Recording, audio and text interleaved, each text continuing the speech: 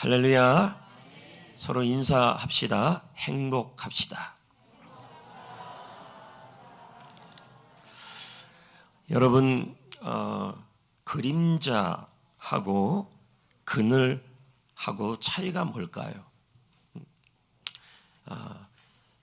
이 그림자와 그늘에 대한 의미를 카피라이터 정철이라는 사람이 책을 냈어요. 뭐 이것만 나오는 게 아니라 사람 사전이라는 책을 냈는데, 그 책에 보면은 한 몇백 가지의 그 의미를 좀 이해하기 쉽게 설명을 했어요. 그래서 그분이 그늘과 그림자를 구분을 했어요. 그러면 제가 읽어볼게요. 자, 그림자를 뭐라고 부르냐면 작은 그늘이다. 그래서 여러분, 우리가 강아지 그늘이라고 안 그래요. 야, 강아지 그늘 봐. 이렇게 안 해요. 야, 사람 그늘 봐. 이렇게 안 해요. 그러니까 그림자는 작은 그늘이라는 얘기죠. 그리고 그늘이라는 말은 사람들이 들어가서 태양을 피할 수 있는 크기가 굉장히 큰 그런 것이 되면 그늘이라는 것이죠. 그렇죠? 그래서 나무 그림자라고 안 하고 나무 그늘 이렇게 하는 거죠. 그늘. 예. 그런데 여러분, 성도도요, 그림자 같은 성도가 있고 그늘 같은 성도가 있어요. 그림자 같은 성도는 자기만 그리고 자기 가정만 생각하는 성도고, 그늘 같은 성도는 많은 사람들을 품어주고, 그렇죠? 유익을 끼치는 사람을 그늘 같은 사람이라 그럽니다. 이와 같이 교회도 그림자 같은 교회가 있고 그늘 같은 교회가 있어요. 그림자 같은 교회는 어떤 교회일까요? 자기 교회만 생각하는 교회죠. 그리고 그늘 같은 교회는 어떤 교회일까요? 열방을 품고 열방을 향하여 선교하고 품어주는 교회입니다. 저는 작은 교회라 할지라도 그 교회가 그늘 같은 교회가 될 수 있다고 생각해요. 큰 교회라도요, 그림자 같은 교회가 될 수 있다고 생각해요. 왜냐하면 아무리 큰 교회도 열방을 품지 않고 열방을 향하여 선교하지 않는다면 그 교회는 그림자 같은 교회라는 거죠. 그래서 오늘 말씀 제목을 그늘 같은 교회라고 말씀 제목을 정했습니다. 여러분, 말씀 배경은 이렇습니다. 말씀 배경은 이렇는데요. 어떤 내용이냐? 지금 우리는 요한복음 21장을 살펴보고 있어요. 그 요한복음 21장에 보면 베드로가 시리에 빠져 있을 때 예수님이 찾아와서 그를 회복시켜요. 그리고 나서 베드로에게 이렇게 말해요. 내 양을 먹이라. 내 양을 치라. 이게 무슨 의미냐면 유대인들만을 전도하고 양육하라는 의미가 아니라 열방을 품으라는 의미가 들어있어요. 그래서 이게 선교적 사명인데, 베드로에게 예수님은 너 이제 그늘 같은 성도가 되고 그늘 같은 교회가 되어라. 근데 성경을 살펴보면요, 베드로는 실제로 유대인들에게만 복음을 전하지는 않았다는 거죠. 그러면 왜 주님은 이렇게 우리에게 선교적인 선교를 부탁할까요? 또 왜 베드로에게 선교를 부탁할까요? 자, 성경 구절을 다 같이 볼까요? 여러분, 이렇게 성경책에 찾으면 오래 걸리고 또 춤도 발라야 되니까 이제 고개를 다 들어야 돼요. 설교 들을 때는. 뭐 평상시에는 성경 안 읽다가 왜 이렇게 열심히 이렇게 되죠? 고개 숙이는 사람은 좀 이상해요. 춤 발라지 말아요. 춤이래요. 춤 탔어요. 자, 시작. 하나님은 모든 사람이 구원을 받으며 진리를 아는 데 이르기를 원하시느니라. 여러분, 하나님의 마음이 보이죠? 하나님은 우리만이 아니라 모든 사람이, 열방이 그 열방을 향하여 복음을 나누길 원한다는 거죠. 이걸 우리는 선교라고 얘기해요. 실제로 여러분, 베드로에게 주어진 이 일은 생명을 살리고 세우는 일이었는데, 베드로는 가장 먼저 사도행전 10장, 9장 내용에 보면 이방인, 유대인 말고 이방인에게 로마 군대 장관 고넬로에게 복음을 전합니다. 후에 여러분, 이 베드로가 어디까지 가냐면 갈라디아 지역까지 가요. 어떻게 알 수 있어요? 갈라디아서 1장에 나와요. 네. 거기서 바울과 베드로가 만났다는 얘기도 나오고, 이 갈라디아 지역은 어렵게 생각하지 않아도 돼요. 터키 지역이에요. 그리고 또 로마에 가서 복음을 전하고 나눕니다. 그래서 베드로는 선교사인 거죠. 그런데 전승에 따르면 이 베드로가요, 로마에서 로마 황제 네로에 붙잡혀서 박해를 받고 십자가에 거꾸로 달려서 순교했다고 나옵니다. 그럼 여러분, 로마도 열방이죠. 그러니까 베드로는 선교적 사명을 감당했다는 거죠. 여러분, 전 세계 인구가 몇 명이나 되는지 아십니까? 전 세계 인구가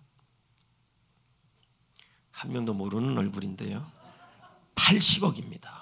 그럼 제가 또 질문을 하겠습니다. 80억 중에서 복음을 한 번도 듣지 못한 숫자는 얼마나 될까요?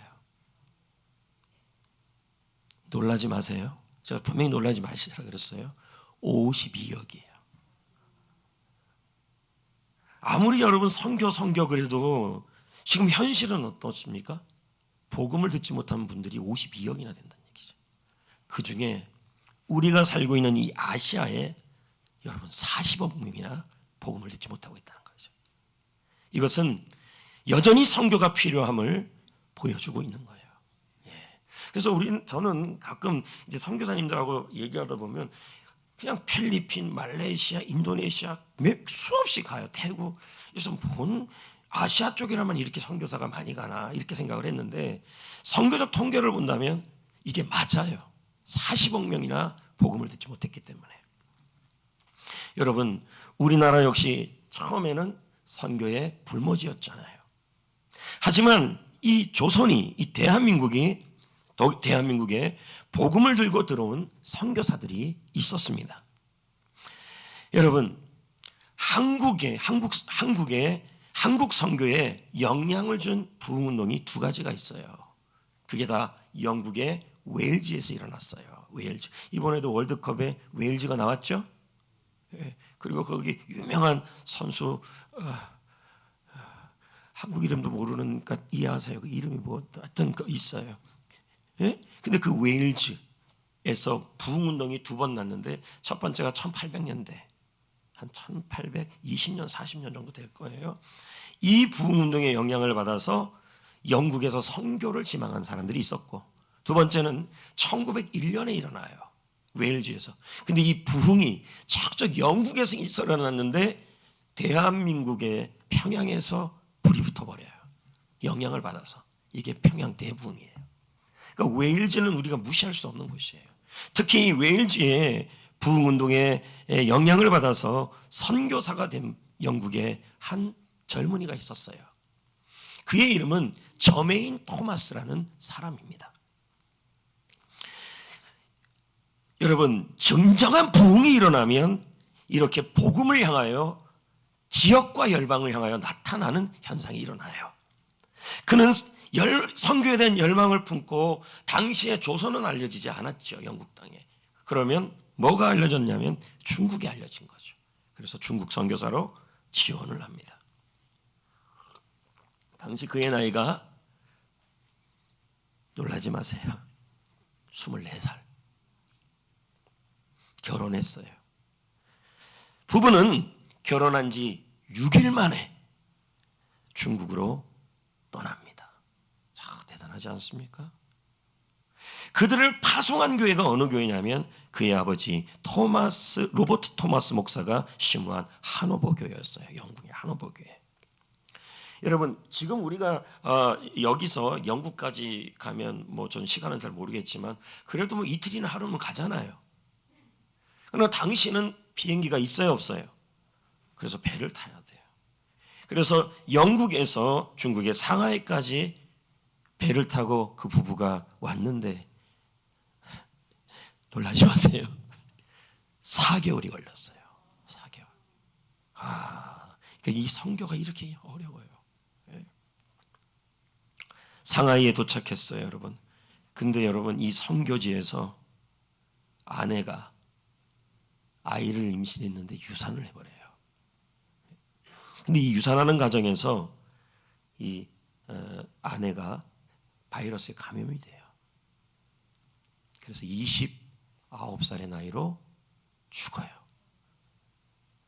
온 가족이 다 죽고 지금 누구만 남았냐면 저메인 토마스만 남은 거죠. 이 정도 되면 선교하기 싫어요. 하나님이 원망스러워요. 그러나 여러분, 우리가 알고 있는 선교사들은 이런 고통과 어려움 속에서도 순종하는 분들이에요. 그 어떤 상황도, 그 어떤 것도, 그 누구도 이 복음의 열정을 꺾을 수가 없었어요. 그는 당시 산둥성에서 조선에 대한 이야기를 너무 많이 듣는 거예요. 그래서 들었는데 한 사람이 얘기하는 게 아니라 또 만나면 또 듣고 또 만나면 또 듣고 여러 번 여러 명의 조선인을 만나게 된 거죠. 당시는 흥선대원군이 기독교를 박해하고 굉장히 힘들게 하는 상황이었어요. 이 저메인 토마스는 조선을 향하여 성경책 100권을 가슴에 품고 대동강으로 향하고 그리고 그 배를 타고 가죠. 그리고 우리는 알다시피 이분은 붙잡히죠. 그분이 대동강변에서 했던 말이 뭐냐면 야소를 외쳤어요. 야소, 예수. 그리고는 100권의 성경을 뿌렸습니다. 그리고 나서 여러분, 이분은 참수를 당하죠. 그 자리에서 순교를 당하죠. 그의 나이가 몇 살이나 됐을까요? 몇 년 안 지난 나이, 30대도 아닌 거죠. 이 성경책들로 인해 평양 대부흥을 이루는 장대현 교회가 세워지고 많은 목사님과 장로님들이 세워지게 되었습니다. 송정교회는 어떻습니까? 우리 교회도 따지고 보면 선교사님들에게 빚을 진 교회입니다. 그분들을 통하여 함께했던 전도부인들과 그 가족들이 송정교회를 1910년 10월 16일 날 설립을 한 거 아닙니까?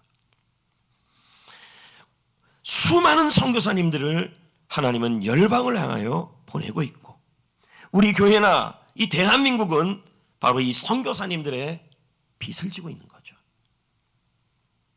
그런데 여러분, 오늘 본문 18절의 말씀을 보면요, 선교에 대한 말씀이 한 번 더 언급이 돼요. 읽어볼까요? 다 같이요. 읽어볼까요? 시작. 내가 진실로 진실로 내게 이르노니 내가 젊어서는 스스로 띠띠고 원하는 곳으로 다녔거니와 늙어서는 내 팔을 벌리리니 남이 내게 띠를 띄우고 원하지 아니하는 곳으로 데려가리라. 자, 이 부분을 틴테일 주석은 설명해요. 베드로는 젊어서는 스스로 옷을 입고 허리띠를 자기가 이렇게 맸다는 거예요. 이 말이 무슨 말이냐면 내가 원하고 내가 감동받고 내가 하고 싶은 선교를 했다는 얘기예요. 그런데 지금은 늙어서는 주체성이 빼앗긴다. 이 말은 이제는 어쩔 수 없이 팔을 벌리고 내가 아니라 다른 사람들이 나에게 허리띠를 띄우고 내가 원하는 곳이 아니라 원치 아니하는 곳으로 데려가질 거라는 거예요. 후에는 십자가를 지고 예수님을 따를 거라는 거죠. 다시 한번 제가 설명해 보겠습니다. 오늘 말씀의 28절이 핵심이에요. 그림자 교회와 그늘 교회를 지금 설명하는 내용이에요. 베드로는 젊어서는 자기가 원하는 것, 자기가 감동받는 것에 선교를 했어요. 자기 마음이죠. 이걸 그림자가 되겠죠. 그런데 이제 베드로가 나이가 들어서는 내가 원하지도 않고 내가 감동도 없고 내가 하고 싶지도 않은데 누가 와서 도와주세요. 선교해 주세요. 이렇게 된다는 얘기죠. 이걸 우리에게도 한번 적용해 봅시다.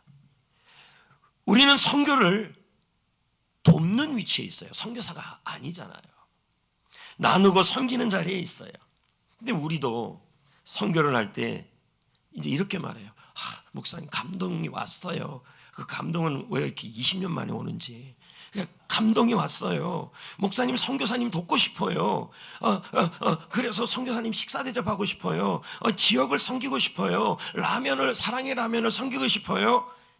자, 이게 뭐냐면 내가 원해서 띠를 띄우는 거예요. 그런데 어떨 때는요, 내가 원하지도 않아요. 내가 하고 싶지도 않아요. 그런데 남이 부탁을 하고 남이 요구할 때가 있다는 거죠.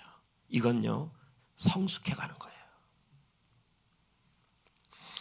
우리 교회도 저도 그렇습니다. 저도 초창기 성전교회 사역을 할 때 마음이 감동이 와야 선교사를 섬기고 개척교회를 섬기고 그랬습니다. 그런데 이제는 나는 원하지 않아요. 전화가 와. 나는 하고 싶지 않아요. 근데 선교사님에게 연락이 와요. 나는 감당이 안 돼요. 근데 어려운 교회에서 도움이 요청이 와요. 이게 바로 두 번째 얘기예요. 이해됩니까? 내가 하고 싶어서 하는 게 아니라 선교는 하나님의 명령이기 때문에 내가 하고 싶지 않아도, 저는 그런 어떨 때는 부담이 되고 거절하고 싶을 때도 있어요. 하지만 선교를 돕는 것은 내가 하고 싶을 때만 하는 게 아닙니다. 감동이 오지 않아도 해야 할 때가 있어요. 얼마 전에 남양주에서 이제 사고가 나서 어려움을 겪는 교회가 있었다고 제가 말씀을 드렸어요. 화재가 크게 나서 교회가 타버렸죠. 그래서 그때 우리가 창립헌금으로 이 교회의 재기를 돕고 저희 기수에서 한 몇천만 원을 모아서 그 교회가 다시 일어나도록. 그런데 이제 저한테 전화가 왔는데 이러는 거예요. 그 교회는 이제 불탄 교회에서는 있을 수 없으니까 다시 월세를 얻어야 되는데 가는 데마다 거절한대요. 왜 그랬더니 교회에 들어오면 들어오지 말래요. 이게 지금 한국 교회의 상황이에요. 그래서 여차저차해서 이제 월세를 얻었고, 그런데 이제 교회는 이걸 어떻게 할 수 없고 의자 살 돈도 없고, 그러니까 성도들에게 그렇게 말했대요. 여러분이 앉는 의자는 여러분이 책임지십시오. 그랬더니 성도들이 그걸 또 순종을 하더래요. 그러다가 이제 제가 전화를 궁금해서 했는데 영상 장비가 없다고 그러는 거예요. 속으로 이거 어떻게 된 거야? 그런데 해야 될 때가 있다는 거예요. 이해되십니까? 왜요? 우리 교회는 어린아이 교회가 아니고, 우리 교회는 그림자 교회가 아니고 그늘 교회가 되어야 하기 때문이에요. 이해되십니까? 그래서 영상 장비를 이제 저희가 어떻게 해가지고 해줘서 그 사진 찍어서 보내주셨어요. 너무 좋아요. 너무 좋아요. 여러분, 우리 교회는 용인에서 112년이 넘는 늙은 교회입니다. 그런데 여러분, 2050년이 되면요 150세까지 산대요. 그러면 그걸로 계산하면 우리 교회는 아주 젊은 청춘의 중년이에요. 이게 좀 아멘을 할 타이밍인데 좀 안 하면 제가 생각이 안 나요, 다음이. 이제 우리 교회는 우리가 원해서, 우리 교회가 감동이 돼서 섬기는 것뿐만 아니라 이제는 이런 단계가 된 거예요. 나는 원치 않고, 우리 교회는 원치 않고, 그런데도 개척교회가, 선교사님들이, 어려운 이웃들이 부탁을 할 때가 있다는 거죠. 왜요? 어른교회이고 그늘교회이기 때문에. 잘 보세요. 용인에 850교회가 있어요. 여기 이단도 조금 포함되어 있겠죠. 850교회가 있는데 그 교회 중에서 큰 교회도 있고 작은 교회도 있겠죠.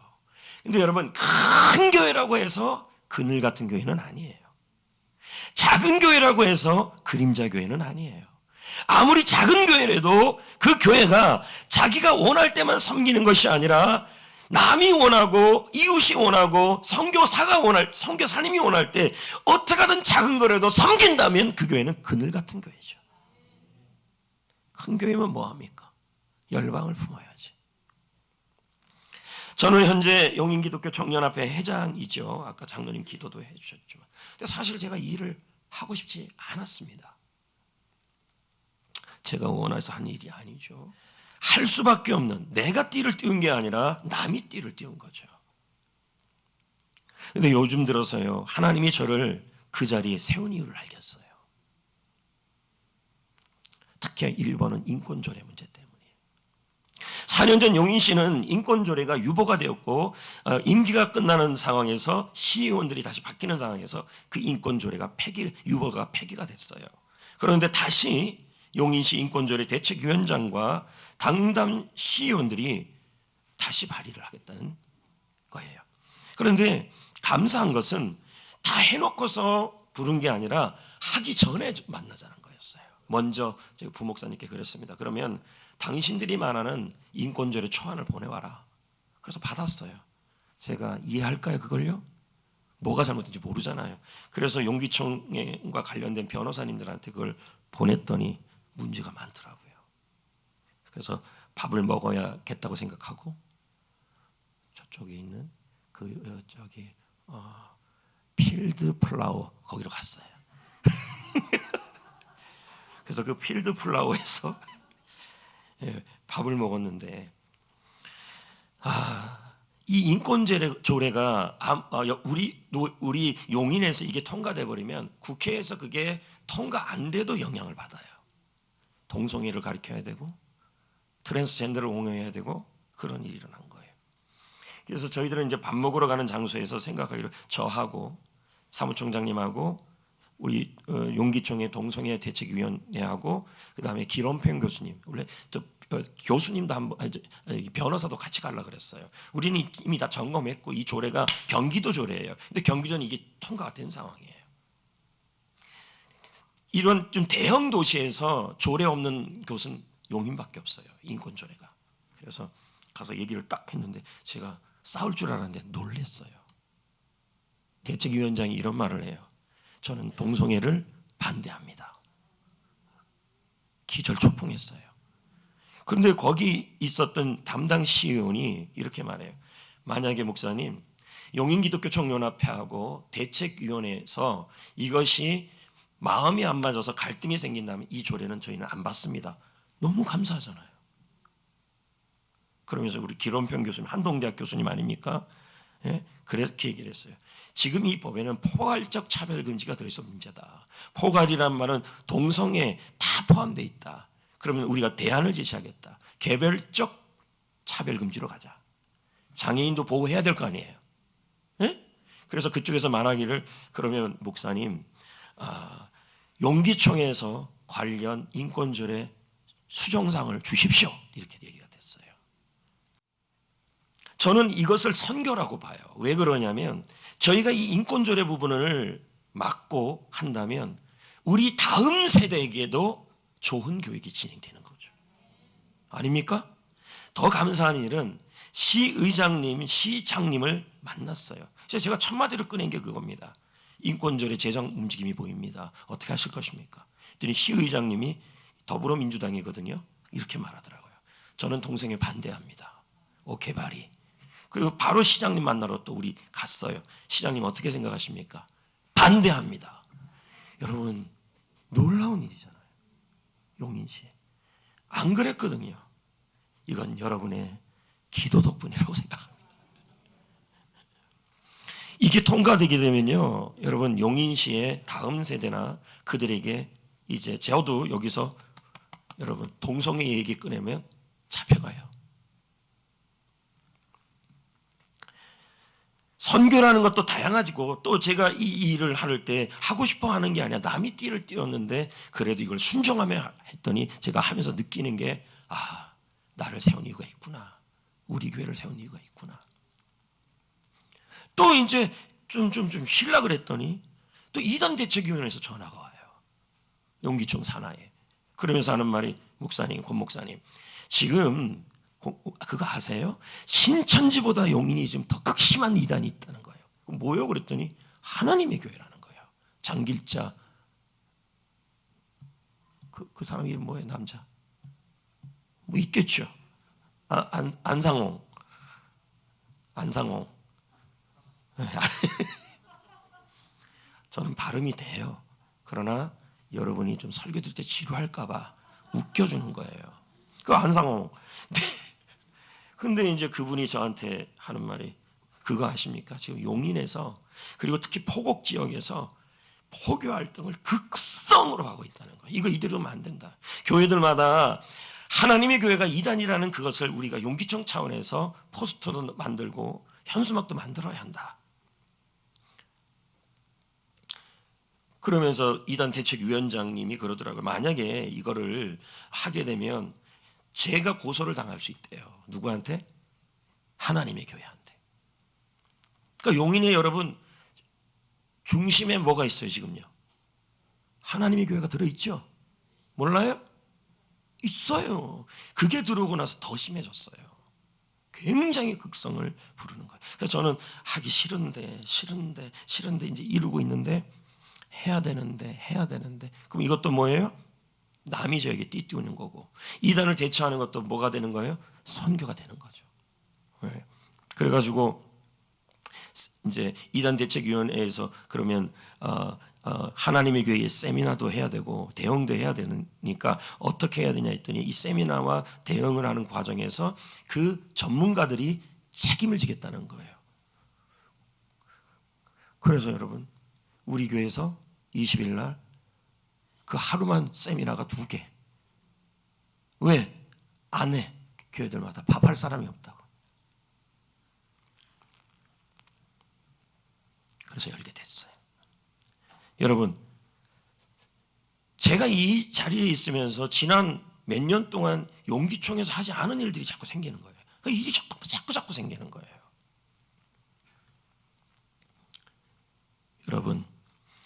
여러분이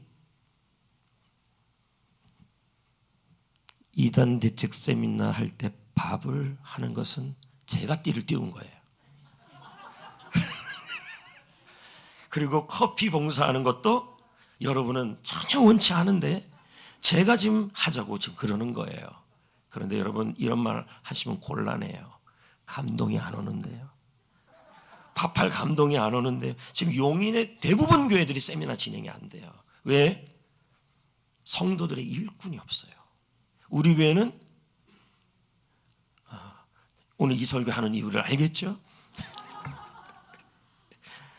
여러분이 밥을 한다는 개념으로 하는 게 아니라 용인시의 하나님의 교회에 대해서 대처할 수 있는 분들을 도와주는 거죠.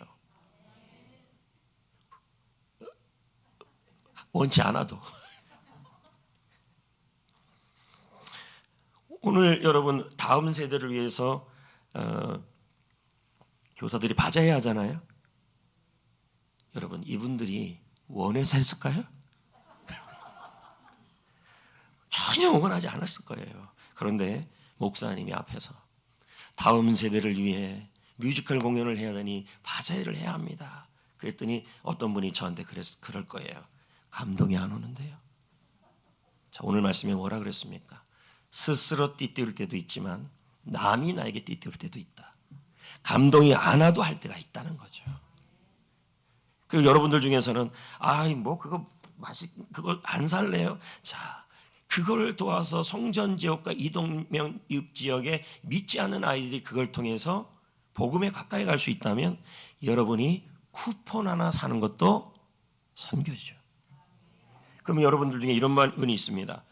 감동이 안 오는데 그럼 언제 와요 그 감동이? 뭐가 안 온대요 자꾸. 여러분 뭐가 자꾸 오려고 기다리면 안 와요.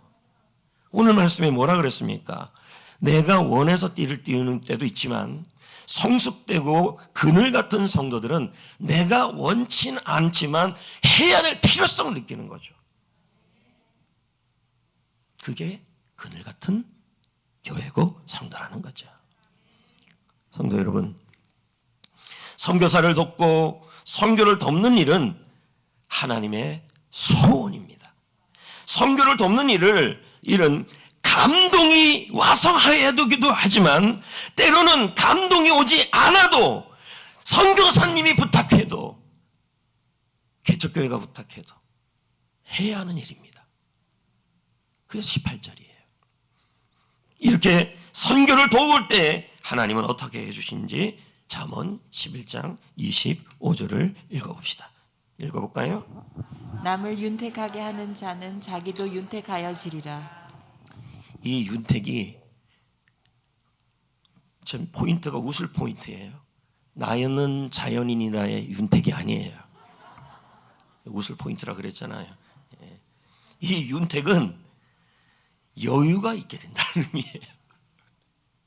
선교를 도울 때 하나님은 선교 사역을 윤택하게 하고 선교를 돕는 분들을 윤택하게 하시고. 아멘. 빌립보서 4장에 보면요, 빌립보 교인들에게 바울이 뭐라고 얘기하냐면 나의 선교를 도와달라. 그럼 여러분, 빌립보 교인들이 원해서 하는 수도 있겠지만 바울이 선교 사역을 할 때 도와달라고 하니까 내가 띠를 띈 게 아니라 선교사님이 띠를 띈 거죠. 그 결과 어떻게 된지 보자고요. 빌립보 4장 18, 19절. 빌립보 4장 18, 19절. 시작. 내게는 모든 것이 있고 또 풍부한지라. 네, 지금 선교 사역을 하는데 너무 풍부하다는 거예요, 바울이. 왜요? 그랬더니 시작. 에바브로 디도편에 너희가 줄 것을 받음으로 내가 풍족하니 이는 받으실 만한 향기로운 제물이요 하나님을 기쁘시게 한 그러니까 것이라. 바울을 선교할 때 내가 원해서도 하지만 원치 않아도 필요가 있어서 부탁할 때에도 그것을 도왔을 때 그리고 했을 때 그게 하나님이 받으실 만한 향기가 나는 이 제물이다. 하나님이 기뻐하시는 것이다. 19절도 볼까요? 시작.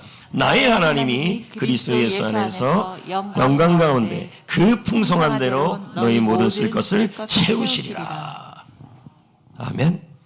미국의 명문대학의 교수인 레너드 스윗 박사는 교회는 네 종류가 있다고 구분을 해요. 첫째는 선교적 교회. 이 교회는 열방을 품고 전도 중심적 교회고 생명을 살리는 교회죠. 그래서 이 교회를 우리는 뭐라고 표현할 수 있냐면 그늘 같은 교회. 두 번째 교회는 목회적 교회입니다. 선교와 전도에 대해서 전혀 말씀이 전해지지 않고 성도들도 영혼 구원에 대한 관심이 없어요. 그리고 그 교회는 오직 신방과 행정만 있는 교회를 의미하죠. 더 나쁜 교회가 세 번째, 현상 유지적 교회, 안주하는 교회입니다. 이런 교회는 이렇게 말해요. 가만히 있으면 중간 가기 때문에 안 움직인다고. 이렇게 얘기하죠. 마지막은 박물관 교회입니다. 생명도 없고 열정도 없고 헌신도 없고 순종도 없는 죽은 교회. 그 교회를 뭐라 그러냐면 바로 박물관 교회라는 거죠. 톰 레이너 목사는 말합니다. 우리가 교회가 지상 대명령에 대한 순종이 사라지면 그 교회는 죽어갈 거다. 그리고 죽는다. 하나님 입장에서도 그 교회가 존재할 이유가 없죠. 2022년 팬데믹 가운데 선교사님들은 세계복음화를 위해 매진했습니다. 참 힘들어요. 여기서 선교하는 것도 복음을 전하는 것도 그렇지만 선교지에서 선교하는 것은 정말 힘든 일이에요. 특히 먹을 게 다르고 입을 게 다르고. 그럼에도 불구하고 이 대한민국은 선교사 파송 1위 국가입니다. 아직도요. 선교사들은 교회 개척, 신학교, 각종 학교, 지도자 양성, 사회복지, 의료사역 등을 하고 있습니다. 코로나 가운데도 순교한 선교사님들이 많습니다. 얼마 전에 제가 신문을 보니까요, 나이지리아에서 10달 동안 4,000명이 순교했어요. 지금 오늘날 일어나는 일들이. 예수 믿는다는 이유로 하루에 13명씩 죽어간 거예요. 여러분, 선교사님들은 이런 열악한 상황에서 복음을 전하고 있는 거죠. 고물가의 시대, 사역비와 생활비가 줄어들고 있고 어려움을 겪고 있는 거죠. 그래서 우리 교회는 1년에 한 번씩 방송선교, 전파선교사, 선교헌금을 작정하는 거죠. 지난 월요일 날 몇 주 전에 이제 서울에서 통일 무슨 단체에서 상을 준다는 거예요. 그러니까 저를 주는 건 저는 아니죠. 그래서 누가 상을 저는 절대 가고 싶지 않았어요. 절대 가고 싶지 않았어요. 근데 이것도 남이 날 띠띠우는 거죠. 그래서 와서 축사 좀 해달라. 그래서 가는데 안 갈라 그랬는데 상 받는 데가 누구냐 봤더니 극동방송이에요. 한기붕 사장. 잘 됐다. 이참에 한기붕 사장님이랑 친해지자 라는 마음으로 늦은 시간에 올라갔어요. 저는 원래 밤에 잘 활동을 안 하거든요. 일부는 웃었는데. 자, 됐어요. 그래서 극동방송이 세워진 이유를 가서 제가 들었어요. 북한 선교에 영향을 미치고 있다. 방송이 들어가면요, 그 방송이 전파가 들어가면 북한에 있는 사람들이 그 방송을 듣는다는 거예요.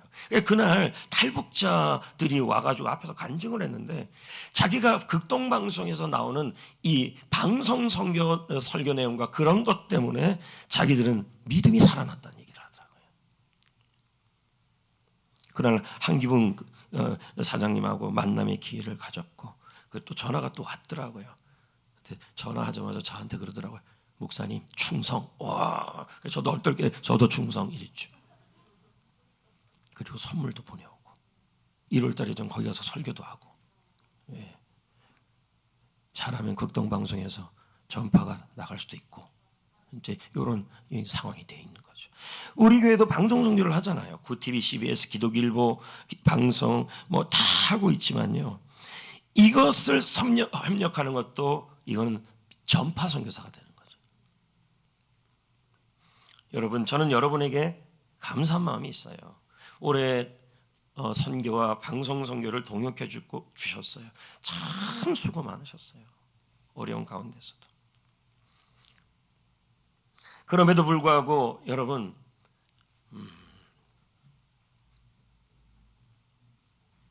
내가 원해서 작정하시는 것도 있지만 목사님이 시켜서 할 수도 있다는 거지. 오늘 말씀에 이해되시겠어요? 네. 사실 여러분, 커피 한 잔도 4명이 먹으면 5,000원씩 계산하면 2만 원이고, 또 이제 저쪽에 거기 가면 이게 하나가 그냥 10,000원인데, 그런 한방차 4잔이면 4만 원이잖아요. 제가 예전에도 말씀드렸지만 우리 선교사님들 한방차 좀 먹어봐야 되지 않겠습니까? 지금 모두들 여러분의 생각은 감동이 안 와요, 감동이 안 와요. 근데 지금 제가 뭐라 그랬습니까? 스스로 띠띠우는 단계가 있으면 그림자 성도다. 그러나 남을 품고 남이 나에게, 나는 원치 않은데도 하나님의 뜻이기 때문에 해야 될 상황이 있다는 거죠.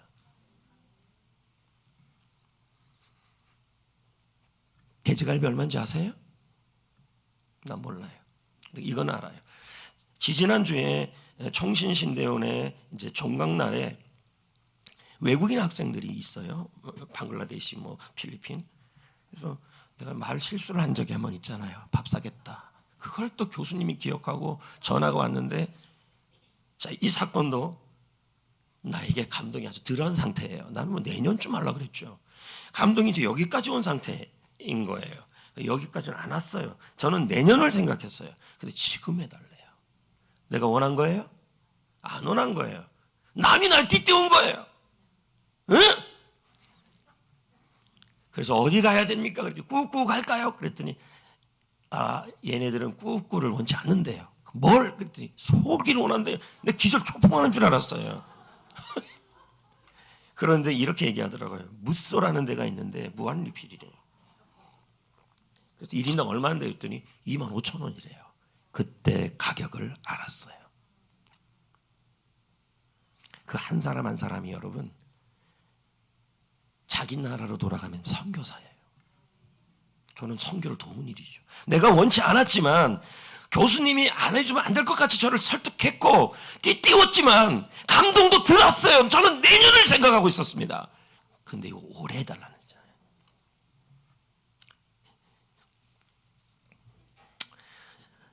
지난번에도 말씀드렸지만 선교사님들 참 힘듭니다. 그분들을 위해서 여러분, 무쏘에서 소고기 무한리필 한번 대접하는 마음을 먹읍시다. 그렇게 작정을 좀 합시다. 이런 말 조심하셔야 돼요. 감동 안 왔다, 원하지 않는다, 나도 그랬다는 거죠. 오늘 말씀을 제가 왜 붙들었을까요? 감동이 와야서만 하는 게 아니다는 거죠. 하나님의 귀한 일들은 우리 성도들도 여기 보면 교회 일을 할 때 이제 제가 그럽니다. 아유, 권사님들 밥 해야죠. 그랬더니 어떤 권사님이 교회까지 와서 밥하고 싶겠습니까? 그럴 수도 있지만 용인노예, 용인에 있는 교회들 다 들어봐도요 식사가 안 돼요, 잘. 근데 자, 우리 권사님들, 성도님들 셀, 다음 주에는 또 미랄셀이라고 그래요. 그 저 미랄셀 리더나 미랄셀이 하고 싶겠어요? 미랄셀 여러분 하고 싶어서 하는 게 아니에요. 여러분은 그늘 같은 셀이에요. 속이 시원합니다 지금요. 그래서 미랄셀은 다음 주에 어떻게 해야 되냐면 하기 싫어서도 해야 되는 것입니다. 원래 여러분 남자들이 음식은 더 잘합니다. 아멘? 다음 주 맛있을 거예요. 그래서 여러분이 저한테 목사님 좀 세미나 그만하면 안 돼요. 밥도 해야 되잖아요. 여러분 하고 싶어서만 할 때가 아니잖아요. 아멘? 네.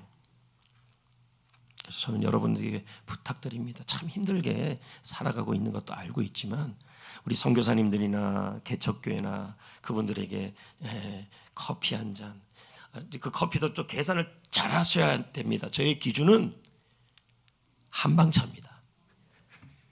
좀 퀄리티를 높이세요. 저는 커피 맛을 모르는데요. 요즘 조금 알아요. 퀄리티가 있는 커피가 비싸다는 걸. 그때는 몰랐거든요. 그리고 여러분 저를 위해서 여러분들이 밥을 거의 안 사주잖아요.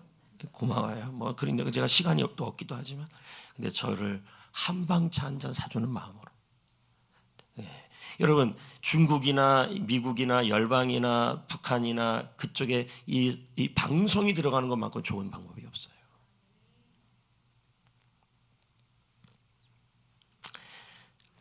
할렐루야. 그리고 오늘 이제 책이 나왔잖아요. 그럼 여러분들 중에 이런 분들이 있어요. 목사님 책 감동이 안 되는데 제 책이 아니에요. 그리고 졸작이에요. 나는 지금 막 벌거벗은 느낌이에요. 저걸 읽고 못 썼다 그럴까 봐. 그럼 나는 그럴 거예요. 하나님이 쓰게 하셨다. 하나님께 따지라. 이렇게 얘기할 거예요.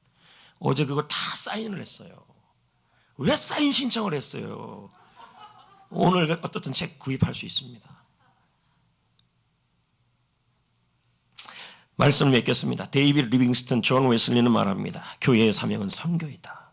교회의 최고 과제는 세계복음화이다. 여러분 오늘 말씀은 우리 마음속에 미셔널 처치가 되자, 선교적 교회가 되자, 그리고 그늘 같은 교회가 되자. 그늘 같은 교회는 하고 싶을 때 하는 게 아니라 해야 되고 남이 요구하고 선교사회가 필요하고 개척교회가 필요하고 방송선교가 필요해서 하고 싶을 때가 아니라 하기 싫을 때에도 해야 되는 게 바로 그늘 같은 교회예요. 여러분 이렇게 펴보세요. 이렇게 여러분 하기 싫어도 펴보세요. 지금 이거 잡는 것이 바로 선교예요. 이렇게 펴보시고 한번 쫙 보세요. 한 달에 한 번씩 우리 교회는 이 방송 선교나 선교 예물은 별도 재정이에요. 그래서 이걸 보시고 여러분 나는 한 달에 한 번 기타라고 있는 것은 여기에 의해서 해당되지 않는 거 쓰는 거죠. 예를 들면 난 선교사님에게 100만 원 매달하겠다. 할렐루야. 이런 거 농담이에요. 이렇게 하시고 이름은 써야 돼요. 다 해서 이제 작정을 좀 했으면 좋겠어요. 우리 교회는 그늘 같은 성도들이 많잖아요. 제가 기도하고 이제 작정을 하겠습니다.